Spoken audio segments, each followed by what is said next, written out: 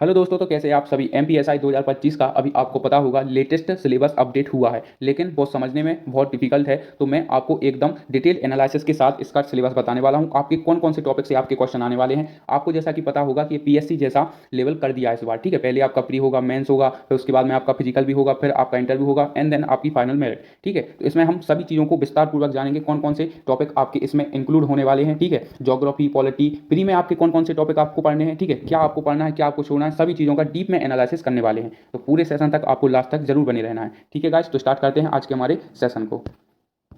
तो सबसे पहले मैं आपको बता दूं, इसमें जो आपका पहले दो पेपर होंगे, ठीक है। पहला जो होगा आपका प्री होने वाला है, जो कि आपका 100 अंकों का पेपर रहने वाला है, और इसमें किसी भी प्रकार की आपकी नेगेटिव मार्किंग नहीं होगी, मतलब माइनस मार्किंग इसमें आपकी नहीं होगी प्री के पेपर में, ठीक है। और इसमें भी हम जानेंगे कि प्री में आपके कौन कौन से टॉपिक इंक्लूड हैं, ठीक है। उसके बाद जब आप इसे क्वालिफाई कर लेते हैं, फिर उसके बाद आपका मेंस का पेपर होने वाला है, जो आपका 300 नंबर के दो पेपर होंगे। और ये 300 नंबर का पेपर है, ये भी दो पार्टों में विभाग होगा, ए और बी, पार्ट ए और बी, मतलब कुल 4 पार्टों में ये 600 नंबर का विभाजित रहने वाला है, ठीक है। और जिसमें आपके एमसीक्यूज बेस्ड क्वेश्चन होंगे, ठीक है। एमसीक्यूज, आपको किसी प्रकार की लिखित परीक्षा नहीं देनी है, केवल आपको ऑप्शन बेस्ड एग्जाम ही देना है, जैसा कि आप पिछली बार देते आ रहे हैं, ठीक है। और जिसमें आपके वस्तुनिष्ठ प्रश्न यानी एमसीक्यूज होंगे, और गलत उत्तरों के लिए आपके अंक काटे जाएंगे। इसका मतलब यह है कि आपका प्री में तो आपकी माइनस मार्किंग होगी, प्री में तो आपकी माइनस मार्किंग नहीं होगी, लेकिन आपकी जो मेंस परीक्षा है उसमें आपकी माइनस मार्किंग होने वाली है, ठीक है गाइस। तो चलते हैं आगे। उसके बाद हम बात कर लेते हैं, जैसे ही आपका प्री होगा, प्री जब आप क्लियर कर लेंगे और उसके बाद में आप मेंस में बैठेंगे, मेंस जब आप क्लियर कर लेंगे तो आपको फिर से दूसरी परीक्षा देनी पड़ेगी, जिसे हम पीएसटी बोलते हैं, शारीरिक दक्षता परीक्षा। यह आपके 100 अंकों की होगी। इसमें दौड़, लंबी कूद और ऊंची कूद जैसी गतिविधियां होंगी। इसमें आपको 100 अंक मिलने वाले हैं, 40 रनिंग के, 30 गोला फेंक के और 30 लंबी कूद के, ठीक है। ये आपके 100 अंकों की परीक्षा होने वाली है। उसके बाद फिर एक शॉर्ट लिस्ट मतलब जारी होगी, फिर उसके बाद में आपका 50 अंक का साक्षात्कार यानी आपका इंटरव्यू होने वाला है। अंतिम चरण में पर्सनल इंटरव्यू होगा, ठीक है। प्रारंभिक परीक्षा के अंक अंतिम मेरिट लिस्ट में नहीं जोड़े जाएंगे, लेकिन इसे पास करना अनिवार्य होगा। मैंने अभी आपको बताया प्री के नंबर आपके मेंस एग्जाम में आप नहीं जोड़े जाएंगे, ठीक है, लेकिन आपको क्वालिफाई तो करना पड़ेगा, तभी आप इन सभी टेस्टों को दे पाएंगे। इसके बिना आप ना मेंस दे सकते हैं, ना इंटरव्यू दे सकते हैं, ना फिजिकल दे सकते हैं, ठीक है। तो आपको जो रणनीति रखनी है, पहले आपको प्री की रणनीति सटीकता से रखनी होगी, ठीक है। आगे चलते हैं।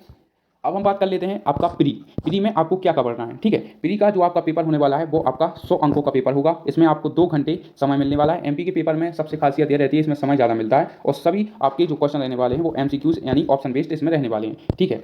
अब प्रीलिम्स एग्जाम होगा, ये तो मैंने आपको बता दिया। अब आपको केवल इन्हीं टॉपिकों को पढ़ना है, जो कि आपके सिलेबस में भी दर्शाया गया है, इन्हीं टॉपिकों को दर्शाया गया है। आपको जैसा कि पता होगा एमपीएसआई 2017 से पहले केवल इन्हीं टॉपिकों को पढ़कर आप पेपर एग्जाम पास कर सकते थे। मतलब कह सकते हैं कि प्री का जो सिलेबस है वो पिछली एमपीएसआई के ठीक वैसा ही का वैसा ही है, ठीक है। इसमें जो आपको टॉपिक पढ़ना है वो पढ़ना है आपको हिंदी भाषा बोध, अंग्रेजी आपको पूछना है पढ़ना है, मतलब इसमें आपको हिंदी पूछी जाएगी, अंग्रेजी पूछी जाएगी। विश्लेषण क्षमता, मतलब इसमें आपकी मैथ और रीजनिंग आ जाएगी। इतिहास से आपके क्वेश्चन होंगे, भूगोल से क्वेश्चन होने वाले हैं, ठीक है। और आपके विज्ञान से क्वेश्चन होंगे, नागरिक शास्त्र, पॉलिटी से आपके क्वेश्चन रहने वाले हैं। कंप्यूटर ज्ञान से आपका क्वेश्चन रहने वाला है, तर्क शक्ति हमने देख ली, मतलब आपकी रीजनिंग, और यह आपका पूरा क्या हो जाएगा, मैथ से हो जाएगा, ठीक है। और फिर करंट अफेयर, जो कि आपके जी के जीएस में इंक्लूड आप पढ़ेंगे, ठीक है। तो ये सारे जो आपके टॉपिक हैं, ये आपके जैसा आपने पता होगा 2017 में यदि आपने परीक्षा दी होगी, तो ये सभी इन्हीं का टॉपिक, मतलब इन्हीं के आधार पर आपका प्री होने वाला है, ठीक है। ये तो है आपका प्री का। अब चलते हैं हम मेंस की ओर। अब मेंस की बात कर लेते हैं। तो मेंस में आपके दो पेपर होंगे, जो 300 अंक के होंगे। प्रत्येक पेपर में 150 अंक के दो भाग होंगे, जैसा कि मैंने आपको बताया, पार्ट ए और पार्ट बी, आपके दो पार्ट इसमें विभाजित होंगे, ठीक है।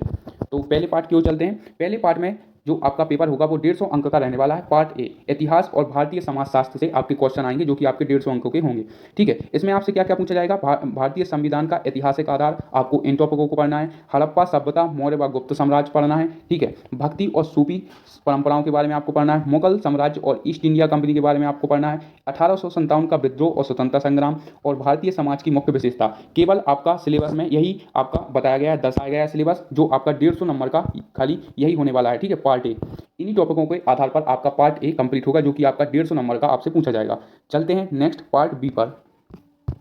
तो पार्ट बी की बात कर लेते हैं। पार्ट बी में आपका फिर से आपका 150 नंबर का पेपर होगा। मैंने अभी आपको बताया 300 में आपके दो पार्ट विभाजित होंगे, 150 तो पार्ट बी में जो आपसे पूछा जाएगा वो शासन, संविधान और राजनीति। कहने का आशय यह है कि ये सारा केवल आपका पॉलिटी बेस्ड रहेगा, ठीक है। पॉलिटी से आपके सारे क्वेश्चन इसमें पूछे जाने वाले हैं, ठीक है। तो पार्ट बी में आपका पॉलिटी हो गया।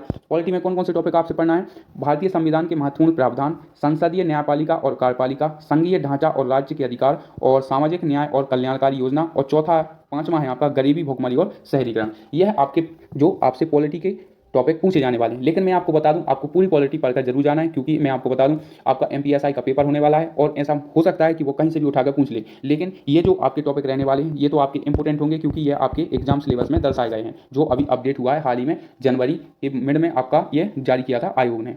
चलते हैं नेक्स्ट पार्ट पर। अब आते हैं दूसरे पेपर की ओर। ठीक है, हमने दो आपके पार्ट देख लिए मेंस के, जो कि पेपर आपका 300 का पेपर रहने वाला था। अब जो पेपर दूसरा होगा उसमें भी आपके पार्ट दो विभाजित रहेंगे, जिसमें आपका पार्ट ए 150 का होगा, पार्ट बी आपका 150 का होने वाला है।